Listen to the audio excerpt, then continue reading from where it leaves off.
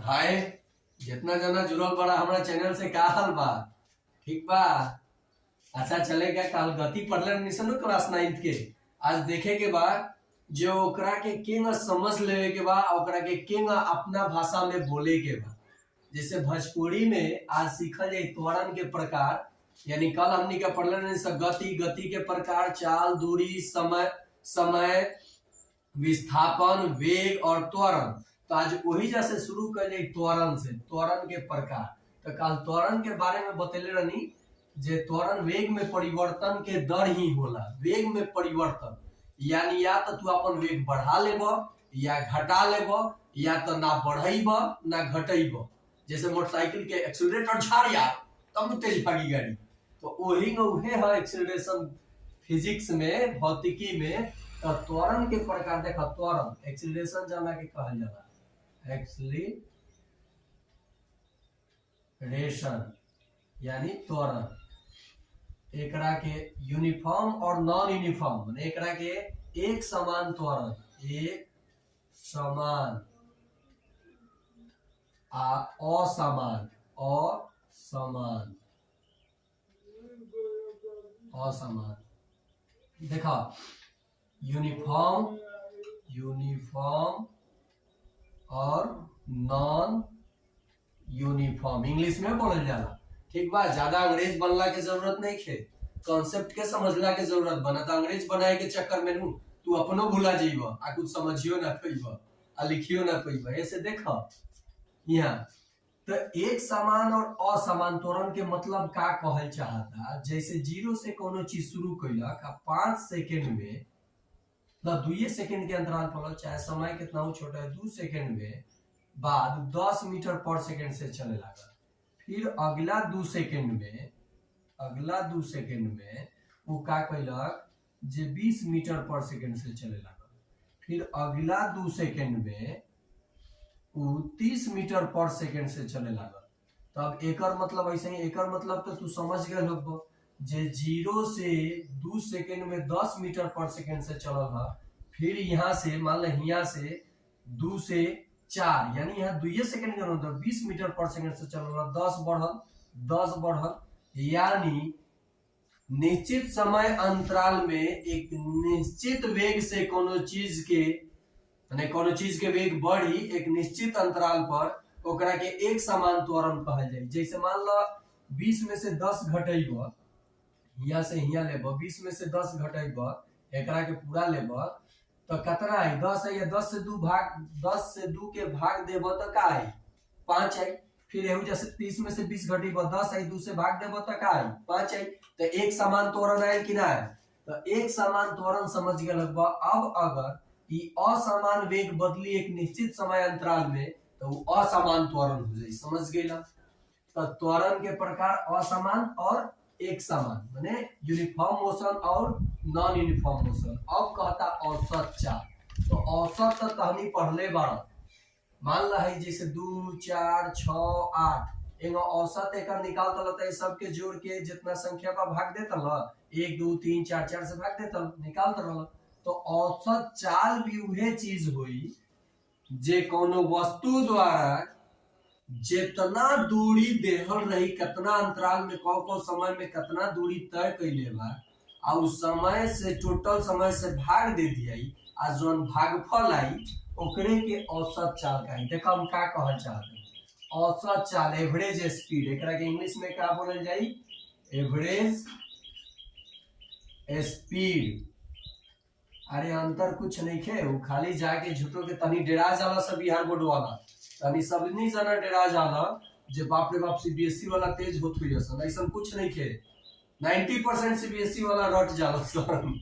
आ तहनी के देखा अपना भाषा में समझे, ऐसा बात नहीं है। सीबीएसई वाला में भी ब्रिलियंट बाड़न सब अच्छा बहुत, लेकिन बहुत हुआ का इंग्लिश में पढ़ता रसन, लेकिन इंग्लिश में उतनी के समझ में ना आवे, उतनियों के हिंदी में समझाए के पड़ेगा।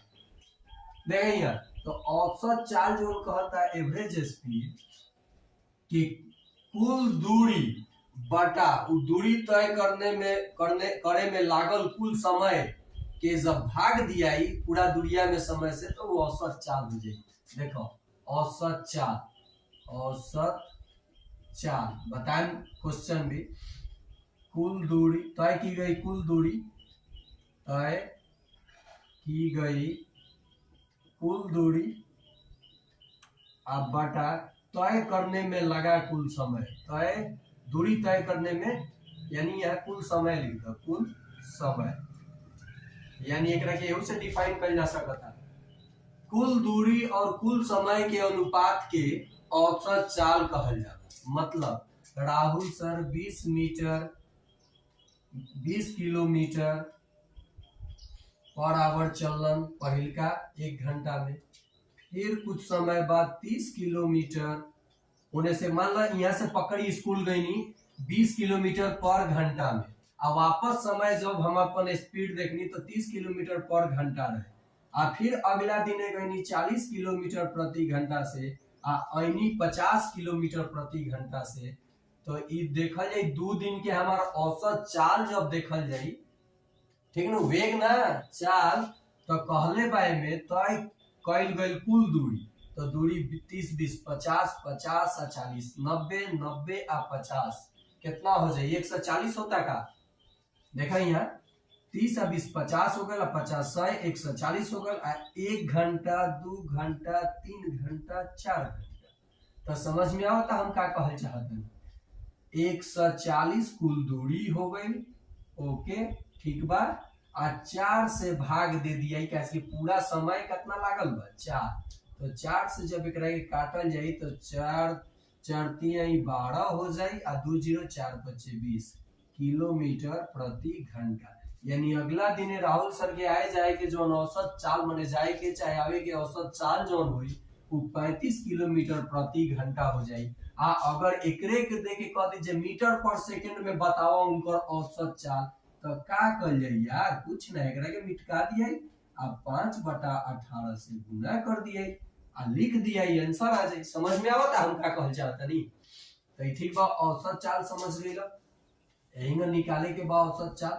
हाँ एक चीज ध्यान दो, औसत चाल अगर दूरी किलोमीटर में देले बा, समय मिनट में देले बा, तो ओकरा के पहले घंटा में बदल लिया, कैसे किलोमीटर पर आवर में पूछी। तो अगर मीटर पर सेकंड में पूछी तो किलोमीटर के मीटर में बदल लिया, समय के सेकंड में बदल लिया, तब भाग दिया ना आंसर फटाक से आ जाए।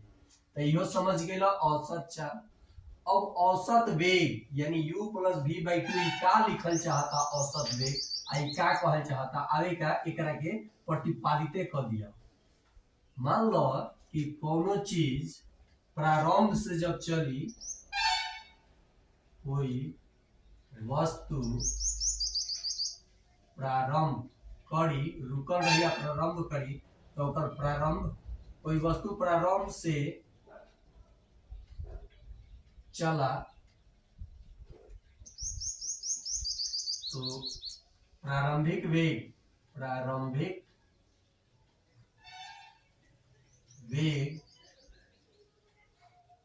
u आ कुछ समय के बाद देखल गए तो v हो गए, तो ओकर औसत वेग हमनी क्या लिखे नहीं सर, प्रारंभिक वेग आ जोर अंतिम वेग आ बटा 2 करे नहीं सर। काहे करे नहीं सर, काहे लिखे नहीं सर, एकरा के देखल जाई आ एकरा के निकाल के पूरा साबित कर दे। ठीक बा, देखा 0 से t समय के बादे ना वेग बदलल हुई कोनो चीज के, तो तहनी का वेग बराबर का जानेला, वेग बराबर का जानेला विस्थापन बटा समय जानेला, विस्थापन बटा समय ये नु जानेला। वेग बराबर का जानेला विस्थापन बटा समय जानेला। तो विस्थापन बराबर यानी डिस्प्लेसमेंट यानी velocity is equal to displacement upon time. तो डिस्प्लेसमेंट के का लिखल जाए यानी विस्थापन के इंग्लिश में डिस्प्लेसमेंट कहाला। तो विस्थापन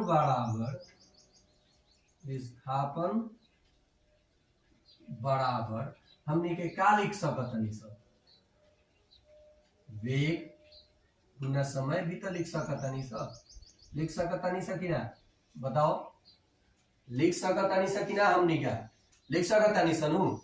एकरा के जब साबित कइल जाई, एकरा के जब एकरा के देख लिया कि साबित केंगा करे के बाद तो आराम से हो जाए। देखा यही जैसे एकरा के कर सकल तनी सा साबित विस्थापन देले बानी। आई देखा विस्थापन समय समीकरण है लिखले बानी। तो देखा औसत वेग एकरा के एवरेज वेलोसिटी है से डिनोट कर दिया औसत वेग, विस्थापन के एस से समय के टी से लिख सकता नहीं सब, लिख सकता नहीं सके ना। अब एकरा के जब यहाँ लिख लेनी सर तो इहो तो लिखल जा सकता विस्थापन देखो यूटी प्लस हाफ एटी स्क्वायर, एक बटा टी के बाहर ले लो। एक काम करो इनमें से एक बटा टी निकालो, एक बटा टी निकाल देला कहीं विस्थापन है नु बच गया तो विस्थापन यानी एस यहाँ से देख लो देले बा बादू में बताए बतेला के बाद और समझ में आ जाए। ये एकरा के विस्थापन समय समीकरण कहला। जैसे गति के 3 गो समीकरण न्यूटन साहब देले रहलन, तो एगो देले रहलन ई वेग समय समीकरण v बराबर u प्लस at, एगो देले रहलन विस्थापन समय समीकरण आ एगो देले रहलन वेग विस्थापन समीकरण। ई हेदे लिखल बा जो ठीक बा।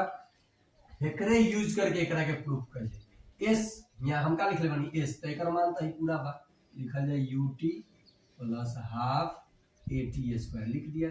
t दोनों में मौजूद बा कॉमन निकाल लिए, 1 बटा t यहाँ देखा 1 बटा टी आइयों से टी कॉमन का कर निकाल ले हम तो u आ प्लस 1 बटा 2, तो 1 बटा 2 ना लिख के एटी बटा 2 लिख सकता नहीं जा।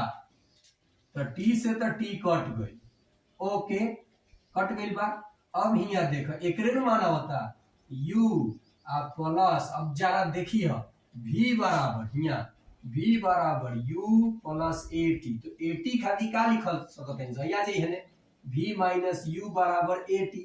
तो देखा v यहाँ देखा u लिख ले बानी तो एटी खाती हम का लिख सकते हैं v माइनस u लिख सकते नहीं। यहाँ से यहाँ एक काम करें यहाँ तरह के बता देते u आ प्लस एटी खाती हम लिख देनी, एटी खाती हम लिख देनी v माइनस u आ बटा 2 आ एकरा के हमनी का यहाँ लिख दिया रीजन v बराबर u प्लस एटी, therefore u एटी बराबर v माइनस u। यहाँ दिखा दो एग्जामिनर समझ जाए तू काहे लिखला। अब देखा का कल जाई, दू है एलसीएम लिया नु एक बात दू एलसीएम लिया तो 2u plus v minus u आ बटा 2। तो देखा यहाँ से का आ गए एवरेज वेलोसिटी का आ गए औसत वेग, 2 गो u में से एगो u घटी तो u बाची आ प्लस v आ बटा में का बा 2 आ गए सत्यापित हो गए। यानी प्रारंभिक वेग आ अंतिम वेग देहल रही तो औसत वेग पूछी तो ओकर औसत निकाल देबा तो 2 गुना वेग बा तो 2 से भाग देता, u अभी 2 गुना बा तो 2 से भाग देता, दोनों के जोड़ के 2 से भाग देबा तो तार औसत वेग निकल जाए। समझ में आइल कि ना आइल? समझ में आइल ना? फिर से समझा, वेग बराबर विस्थापन बटा समय होला, विस्थापन s बाई टी लिखल जाला।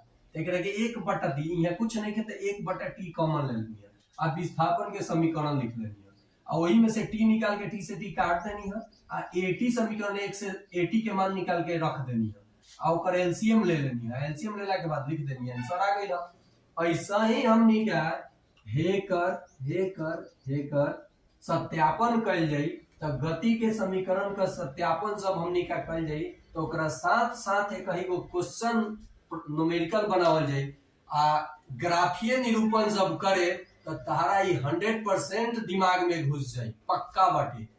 माने एकरा के गति के पूरा एकदम तारा नस नस में भर दे अभी ना नस नस में गति भर गल तो गतिये में रहबो सुतलो रहबो तो गति कर जेबो, ऐसा कुछ थोड़े बा। एकरा के ठीक से समझे के बाद ई कुल समझला के बाद एकर फायदा होई हमनी के बल तथा गति के नियम में, गुरुत्वाकर्षण में, फिर 11th में आई जब हमनी के फायदा दिखे लगी, आंकिक प्रश्न बने लगी तो हमनी का तो बहुभाषी नहीं सब, माने कोनो भाषा सुन के बोल लेवे नहीं सब। तो इंग्लिश में We all are capable. You speak English, but our environment is not satisfied. When you speak English, then some person can't be understood this topic. So यही से अपना लैंग्वेज में समझ के आ ओकरा के ट्रांसलेट कर के आ लिख दिया इंग्लिश में। का दिक्कत बा? कोनो दिक्कत बा? देख हम इंग्लिश काहे ना बोल पाए सब। अंग्रेज के बच्चा भोजपुरी बोल ली हम का बा मजाल, तो काहे हम अपना भोजपुरी पर अथी डिमोरलाइज फील करी? कबो ना करम। देखा तरह घड़ी आईपीएल में मरले बड़ा जे भूगुन फोड़ले बड़ा, मरले बड़ा चौका। ई तो सुगरा सुगरा के मारता है नेट पर, पूरा वर्ल्ड देखता। आ तहनी बोले में स्कूल में लजाल यार। बहुत सारा स्कूल इंग्लिश मीडियम जोन बा, इंग्लिश मीडियम नाम लिखल बा इंग्लिश मीडियम, ओमे के मास्टर जी लोग सब लोग इंग्लिशे बोलेला, हम इंग्लिशे बोलेनी। पता बा जे कितना बोलेनी, हम अपनो शिकायत करतानी।